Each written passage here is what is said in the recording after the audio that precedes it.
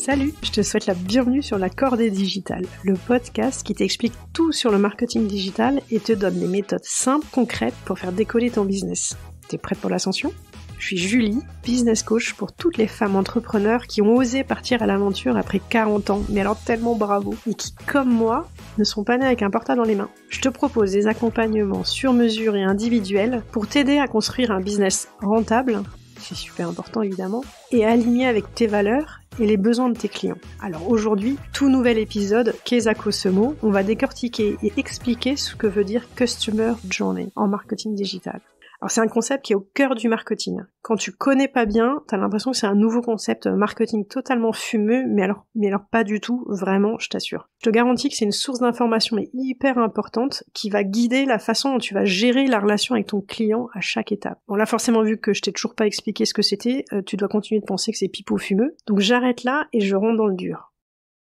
Alors, qu'est-ce que ça veut dire et à quoi ça correspond ? Bon, déjà, commençons par traduire le mot, ça simplifiera pas mal les choses. Donc, en gros, Customer Journey, c'est parcours client. Ok, super, merci. Donc, évidemment, je vais pas te parler du trajet en bus que le client va faire pour venir acheter dans ton magasin, on est bien d'accord. Le parcours client, c'est le schéma, en fait, qui représente toutes les étapes que ton client traverse entre le premier moment où il commence à réfléchir à son besoin, partir en vacances, aller à la mer, à la montagne, combien coûte un vélo électrique, au moment où il visite ton site, tiens, pourquoi plutôt Bellambra que Pierre et Vacances ? Tiens, plutôt vélo électrique tout-terrain ou vélo électrique de ville ? Jusqu'au moment où il achète, voire même au moment où il réachète. Voilà toutes les étapes du parcours client. Et ces étapes, elles peuvent être plus ou moins nombreuses, parce que ça dépend de ton marché. En général, plus l'achat est cher et donc engageant, plus les étapes sont nombreuses, et du coup, le parcours client est long. Et j'ai envie de dire, heureusement, qu'on décide pas aussi vite de l'achat d'un appart que d'un paquet de chewing-gum à la caisse du supermarché. Donc le parcours peut être aussi lié à un niveau de maturité du client face au sujet. Eugène Schwartz, il a théorisé en fait la pyramide de conscience. La pyramide, elle est constituée de 5 étapes. Il explique que la toute première étape, qu'on oublie souvent en tant que marketeur, c'est que parfois, les clients, ils ont même pas conscience encore du problème. Autant te dire que dans ce cas de figure, le parcours, il risque d'être long et que tu devras, dans ta communication, être très pédagogue et patient. Et d'ailleurs, il y a plein de génies qui ont sorti des produits révolutionnaires trop tôt et sans l'accompagner de pédagogie, et ils s'en sont bien mordus les doigts, quoi. On connaît tous l'histoire de Google Earth, qui a été développée par 2 développeurs allemands et qui se sont littéralement fait piquer le concept par Google. Il y a un super document sur Netflix à ce sujet. Et au-delà du caractère légal de l'action, que je vais pas commenter là ici, ce que je trouve surtout intéressant, en fait, c'est que Google, lui, il a réussi à convaincre les futurs clients que c'était le produit dont ils avaient toujours rêvé. Là où finalement, les 2 Allemands, ils se sont bananés, quoi, parce qu'ils n'ont pas réussi à suffisamment développer l'argumentaire et à convaincre, en fait, les futurs clients que c'était un produit dont ils avaient besoin. En gros, ils sont arrivés trop tôt, ils n'ont pas déployé les bons arguments. Bon, je pourrais aussi vous parler du journal imprimé à la maison dans les années 30. Génial, c'est quand même juste les news Google avant l'heure, quoi. Ou bien les lunettes Google, lancées en 2013, qui ont été un énorme bide. Quand on connaît la puissance du marché de la réalité virtuelle aujourd'hui, on se dit que même des énormes boîtes comme Google, parfois, ils se lancent trop tôt et ils se confrontent, en fait, au fameux problème, et la première étape décrite par Eugène Schwartz, qui est le client n'a pas conscience n'a pas conscience du problème, n'a pas conscience du bénéfice du produit, et donc, no way, ils vont pas acheter tes lunettes à 500 balles pour un truc qui leur permet, qui les fait pas rêver et dont ils peuvent se passer tous les jours. Bon, ça c'était la première étape de la pyramide de Eugène Schwartz, la plus compliquée. Mais il faut quand même le savoir, parce que si tu es dans ce cas de figure, ça veut dire qu'il va falloir vraiment que d'abord t'appuies d'un point de vue pédagogique sur le fait que les gens prennent conscience du problème et de leurs besoins dont ils n'ont pas encore réalisé l'importance. Les étapes suivantes, c'est le problème il est connu, je sais que j'ai besoin d'un moyen de transport pour me rendre au travail, ou je sais que sans accompagnement je pourrais pas développer mon business, ok, ça c'est l'étape suivante.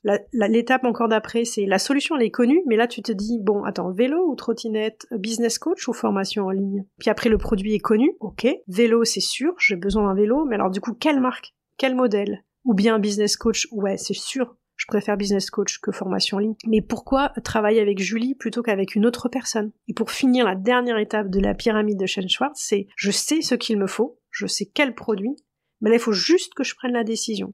Il faut que je trouve la bonne raison aujourd'hui de déclencher l'achat. Donc là, quand on est à cette étape-là, t'as quasiment fait les 3/4 du job, et donc c'est déjà une bonne chose. Bon, tu comprends au travers de ces exemples qu'à chaque étape, il n'y a pas du tout la même maturité, pas du tout la même connaissance. Et du coup, concrètement, si tu emploies des termes techniques dès l'étape 1 de la pyramide de Schwartz, du coup, tu perds tout le monde. Et ça veut dire que tu dois accompagner ça. Tu dois accompagner ton client dans ce parcours-là et adapter ton discours à chacune des phases.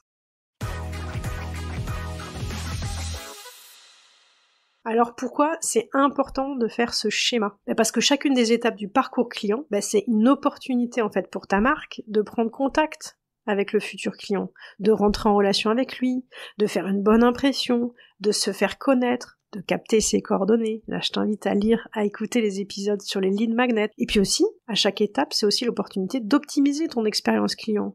Être sûr que tu vas donner la bonne offre, le bon service à ton client à chaque étape.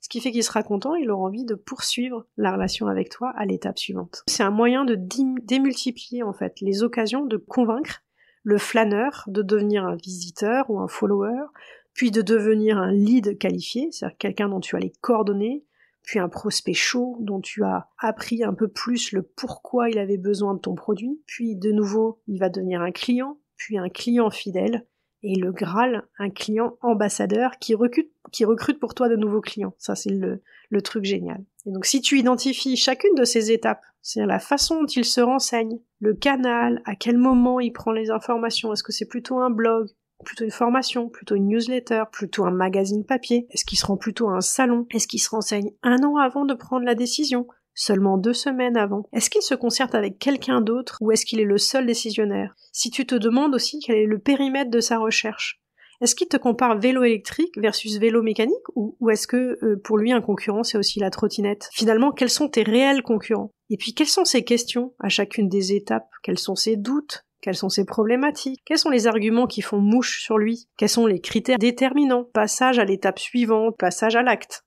d'achat. Tu comprends en fait toutes les questions que tu peux te poser à chacune de ces étapes de son parcours client. Et du coup, si tu comprends tout ça et que tu as toutes ces réponses-là, tu peux lui adresser le bon message au bon moment en utilisant le bon levier. Être là au bon endroit au bon moment. Et puis tu peux ajuster les arguments. Tu peux même adapter ton offre. Exemple, peut-être qu'à la 5e étape, au moment où il est vraiment en train de passer à l'acte d'achat, peut-être qu'il faut utiliser plutôt l'argument d'urgence. Plus que 3 jours pour profiter de l'offre. Si tu achètes aujourd'hui, tu as les frais de livraison offerts des 30 € d'achat sur le site. Est-ce que tu penses que ces arguments-là que je viens de te citer, ils auraient été utiles dans un article de blog expliquant à quel point il est urgent de remplacer les trajets de voiture par des trajets écologiques en vélo? Non, à ce moment-là de la démarche, tu dois pas utiliser du tout ces arguments-là, parce que c'est trop tôt.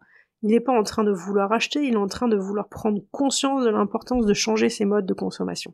En faisant cet exercice-là de compréhension du parcours client, tu vas être présent au bon endroit et tu vas adapter ton discours à la maturité et à sa problématique du moment. Et évidemment que si tu as été visible dès le démarrage du parcours, c'est-à-dire que dès qu'il a commencé à prendre conscience de son problème ou dès qu'il a voulu se renseigner sur le sujet, pour ton information, Google appelle ça le moment 0 de vérité. C'est-à-dire si tu es là dès le démarrage, et puis ensuite si tu as été là à chaque étape de son parcours, à chaque fois qu'il s'est posé des questions pour passer à l'étape suivante, quelque part tu as été là pour lui le renseigner, pour lui donner des informations, lui offrir un service qui pouvait tout à fait être gracieux à ce moment-là, plus tu seras crédible. Parce que tu auras déjà engagé une relation de proximité, de confiance, et donc forcément à un moment donné de préférence.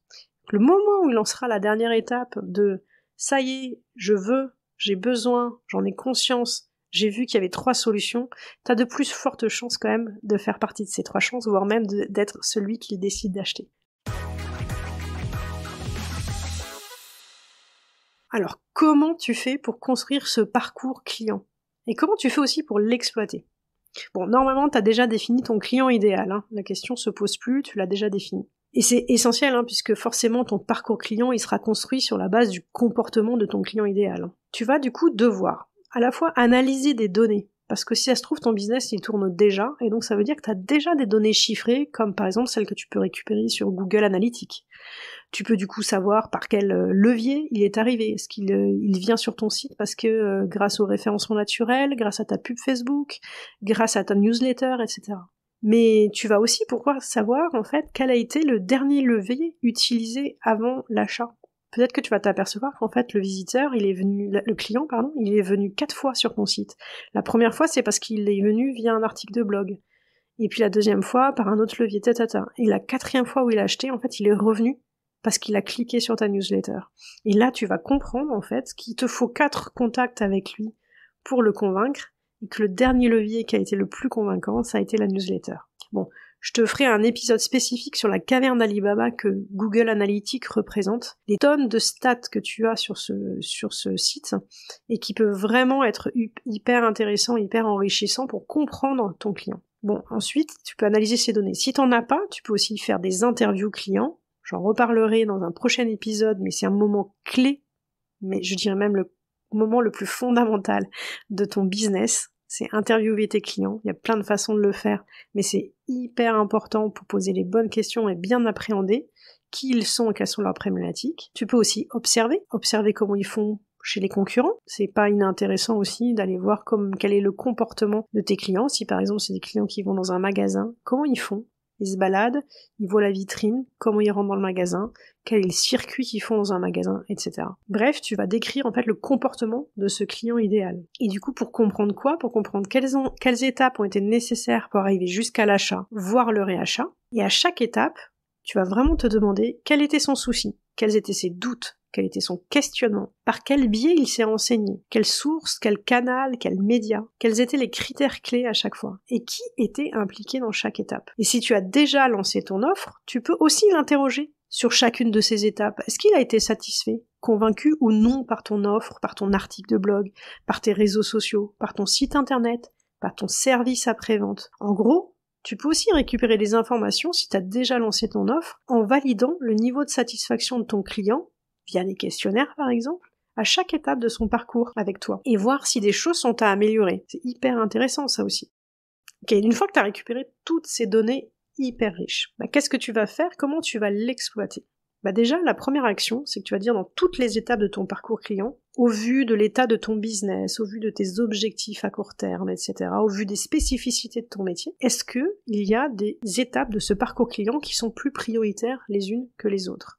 Intéressant parce que ça va te permettre en fait de prioriser et pas te retrouver à avoir une montagne de trucs à faire et du coup d'être totalement paralysé. Peut-être que tu vas te dire qu'au démarrage, il faut d'abord que tu sois très en amont de ton parcours client puisqu'il faut que ton objectif c'est de recruter un maximum de personnes. Peut-être que si ça fait 2-3 ans que tu as développé ton business, là tu vas plutôt être dans une logique de fidélisation. J'ai mis tellement d'énergie à recruter tant de personnes, comment faire en sorte que mon panier soit le moins troué possible? En gros, comment je fais pour que ces clients que j'ai si durement et si difficilement recrutés, ils reviennent à moi pour m'acheter à nouveau un nouveau service complémentaire. Et comment je fais pour qu'ils me recommandent à d'autres et que je bénéficie de leur réseau. Tu vois, les problématiques sont pas forcément les mêmes en fonction de ton business, de ton statut, etc.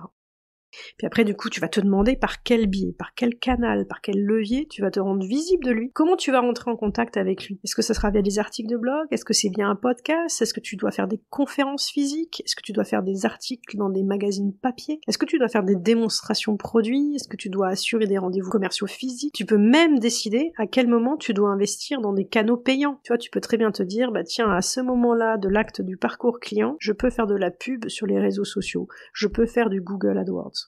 Et forcément, si tu investis au bon moment, sur le bon canal, avec le bon message, ton retour sur investissement, il ne pourra être que meilleur. Et du coup, tu vas construire, tu vas optimiser le contenu, les arguments, le descriptif saillant de ton offre.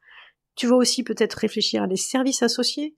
Est-ce qu'il faut, à ce stade-là du parcours client, ajouter du service client, un service de chat? Est-ce que tu vas proposer un paiement différé? Est-ce que tu vas proposer une offre d'organisme de financement partenaire pour pouvoir payer en 10 fois, etc., etc. Et pour les phases de post-achat, peut-être que tu vas aussi te dire, tiens, il faut que j'enrichisse mon expérience client. Comment je livre le produit? Quel email de remerciement je lui envoie?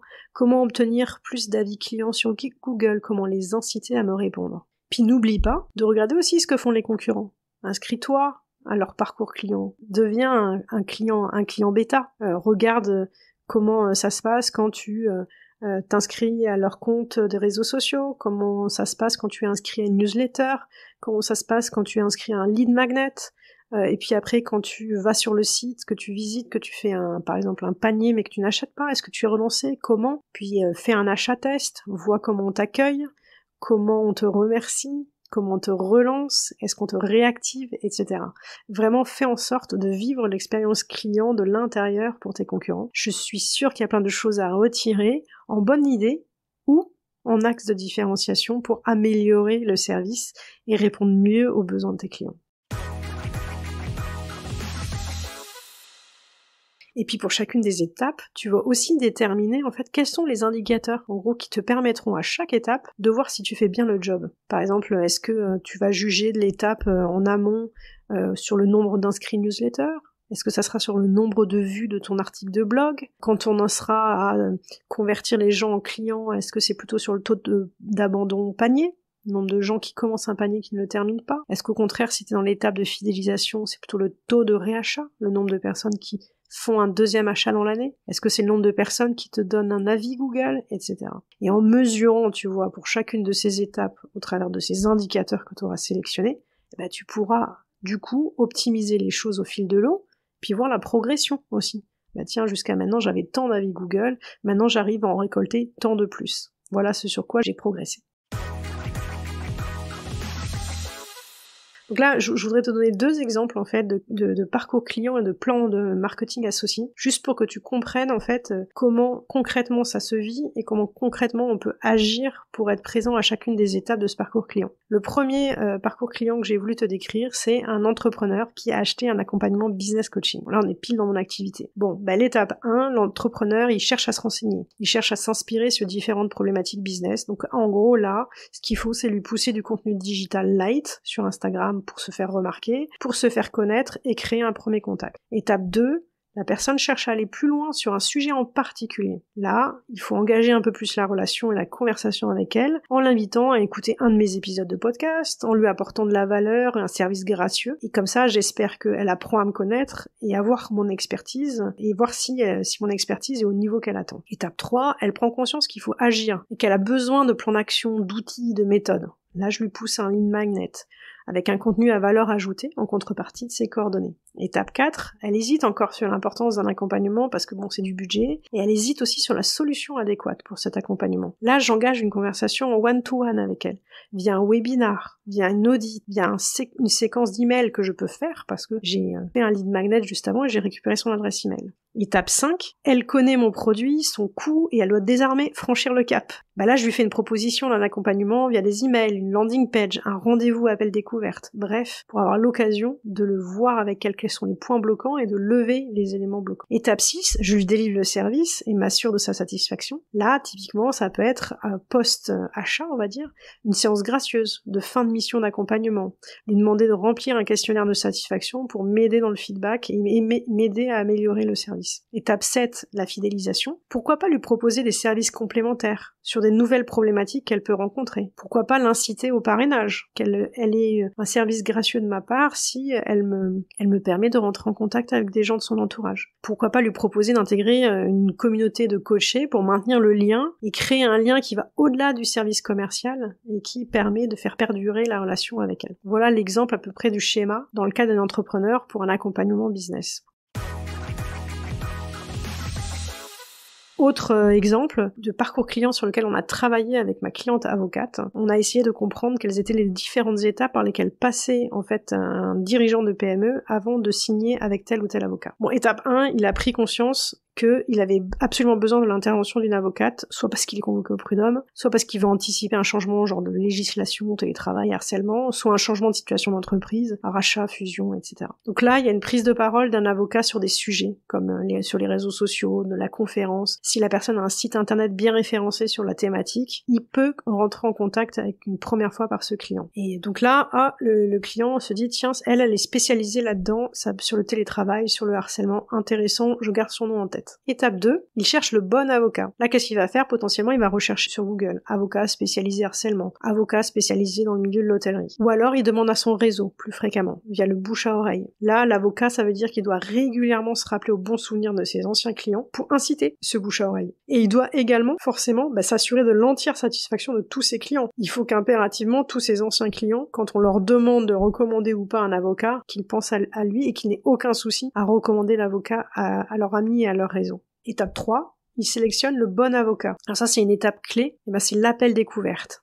Un des points essentiels, c'est qu'un client ne choisit jamais un avocat sans l'avoir eu au téléphone. Cet appel découverte, il est hyper important parce qu'il y a des critères de sélection qui sont dits par toutes les personnes qui ont été interviewées. La personne doit faire preuve d'écoute, de compréhension rapide de la problématique, placer des exemples de réalisation et être dans l'attitude constructif, humble et pertinent. Et jouer le côté partenaire. C'est vraiment des éléments qui, pendant les interviews clients, sont ressortis systématiquement. L'appel découvert, du coup, est vraiment une étape clé dans le choix de l'avocat et se fait sur un certain nombre de critères que je viens de citer. Donc il faut pas les rater. Étape 4, la prestation démarre. Là aussi, il y a des critères hyper importants pour pas rater cette étape.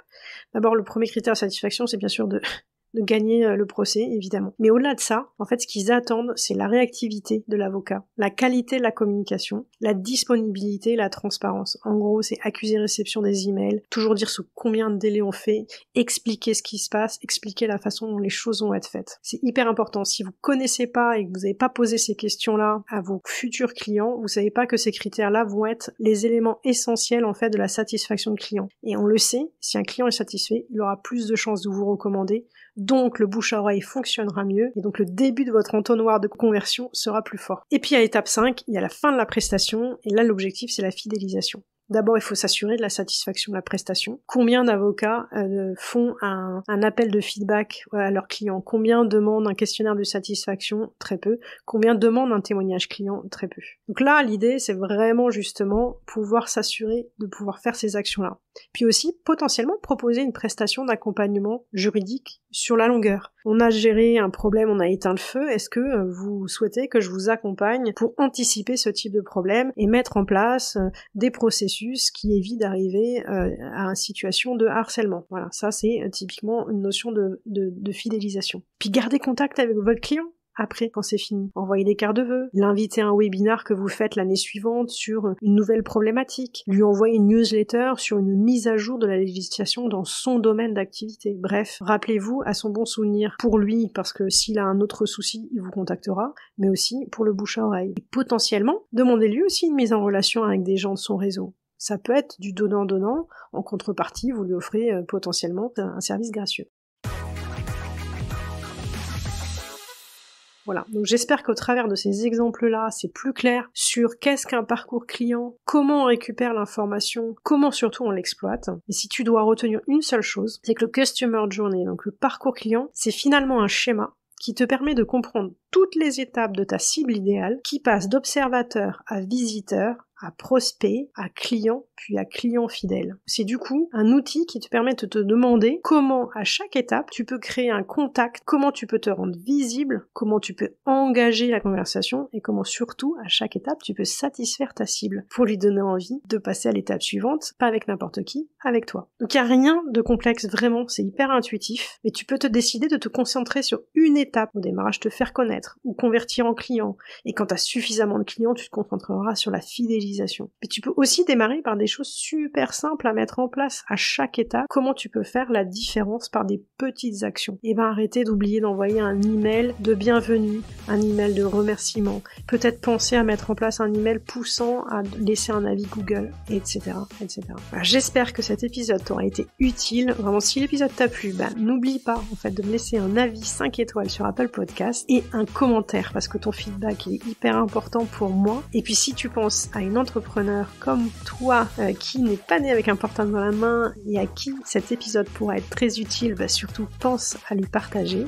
Puis si tu démarres ton activité ou si tu sens que tu n'arrives pas à la développer comme tu le souhaites, que tu bloques sur la définition de ton offre, la description de la compréhension de ta cible, ta visibilité sur le web, etc. Moi, je te propose qu'on en discute de vive voix lors d'un appel découverte gratuit et sans engagement, j'insiste. Le lien, il est dans les notes de l'épisode et sur mon compte Instagram. L'idée, c'est qu'on apprend à se connaître, tu m'expliques ta problématique et on voit si on a envie de faire un petit bout de chemin ensemble ou un grand bout de chemin ensemble. Moi, je serai ton Sherpa digital avec grand plaisir. À très vite, j'ai hâte de te retrouver pour le prochain épisode. N'oublie pas d'ailleurs de t'abonner au podcast, comme ça tu es sûr d'être alerté de sa sortie. Je te souhaite une très très très belle semaine.